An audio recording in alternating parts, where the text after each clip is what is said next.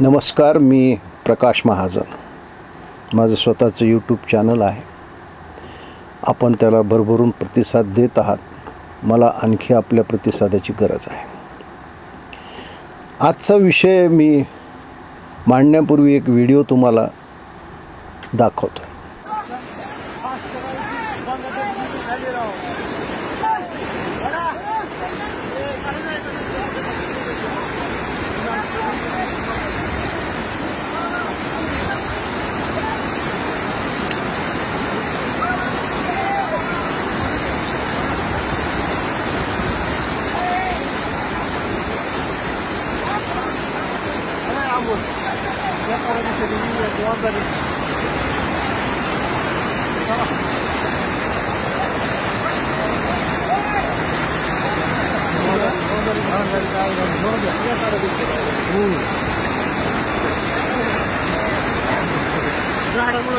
या व्हिडिओमध्ये आपल्याला काय दिसलं?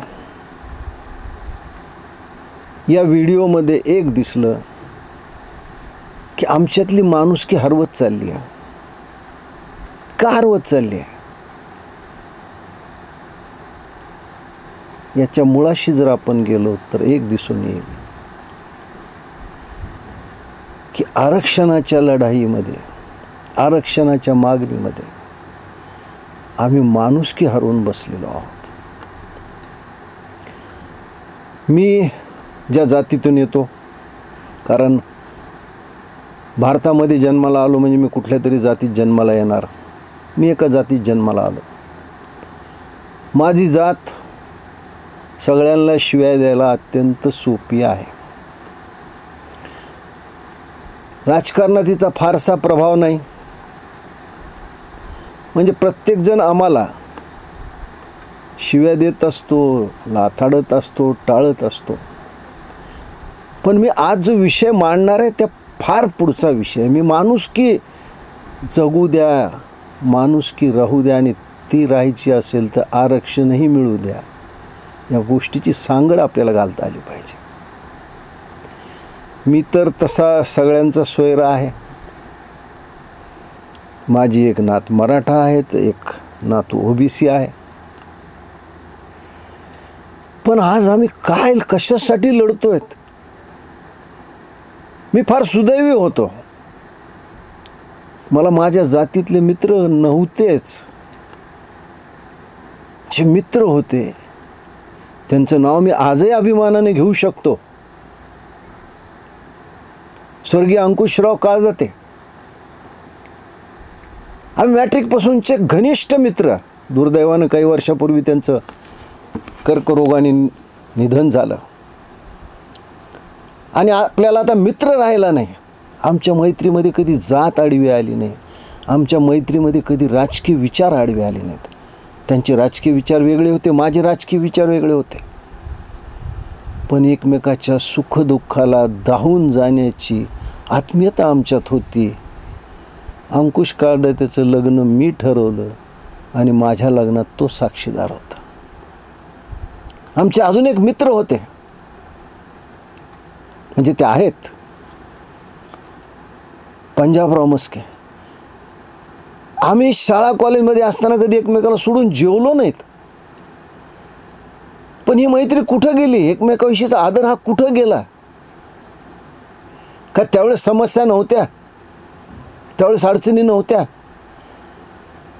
पण अलीकडच्या या 2-3 वर्षात या आरक्षणाच्या लढाईत आम्ही माणुसकी विसरत चाललोत.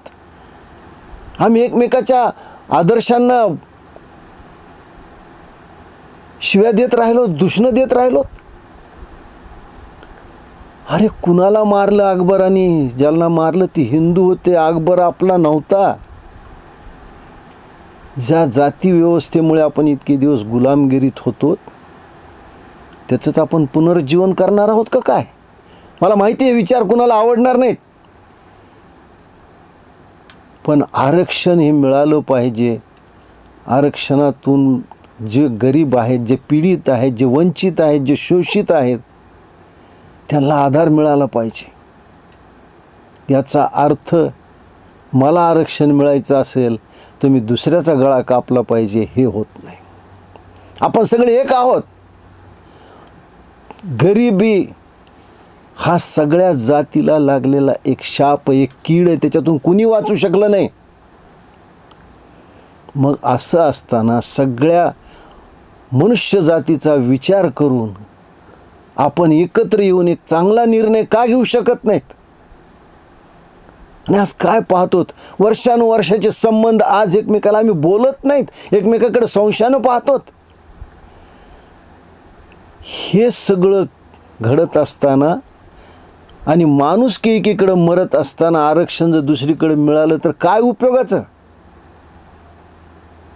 आरक्षणाबरोबर माणुसकी जगली पाहिजे आणि माणुसकीबरोबर आरक्षणही मिळालं पाहिजे, अशी काहीतरी व्यवस्था झाली पाहिजे. आज एकमेकापासून आपण खूप दूर गेलेलो आहोत.